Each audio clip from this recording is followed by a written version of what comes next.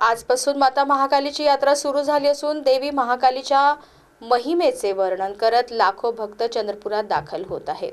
माता महाकालीचे नवरात्र म्हणजे भक्तीला उधाण। तेलंगणा, आंध्र, छत्तीसगड, मध्य प्रदेश आणि महाराष्ट्राच्या या भागात हजारो वर्षापूर्वी गोंड राजांची सत्ता होती।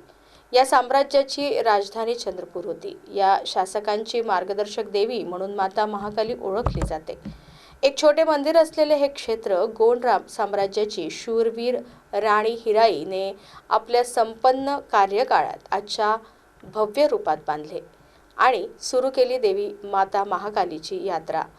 पूर्वीपेक्षा दळणवळण सुलभ झाल्याने ही यात्रा अधिक यात्रेकरूंना आकर्षित करीत आहे।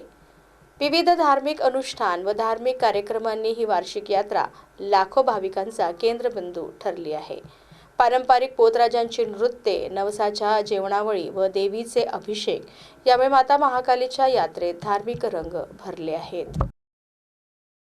आजची पंचमी, आजपासून देवीची महाकाली देवीची घटस्थापना झाली। आज सकाळी 5:30 वाजता देवीची आरती पूजा स्नान करून पूर्ण अभिषेक करून त्यानंतर महाआरती झालेली आहे। आणखी हे नवरात्र आता पौर्णिमेपर्यंत चालणार आहे। पौर्णिमा म्हणजे 2 तारखेपर्यंत चालणार आहे। 2 तारखेला महापूजा राहील। आणखी त्याच्यानंतर मग महाआरती होऊन दर्शन चालू होणार आहे। त्याचप्रमाणे सगळी शासनाकडून देवस्थानाकडून सगळी सोयी सुविधा केलेली आहे।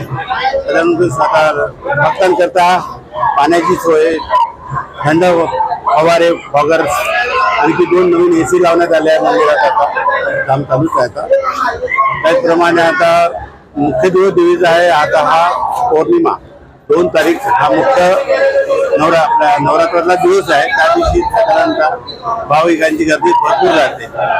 आणखी मुख्य काळ गर्दीचा म्हटलं तर 30 तारखेपासून तर 3 तारखेपर्यंत नवरात्र राहणार आहे।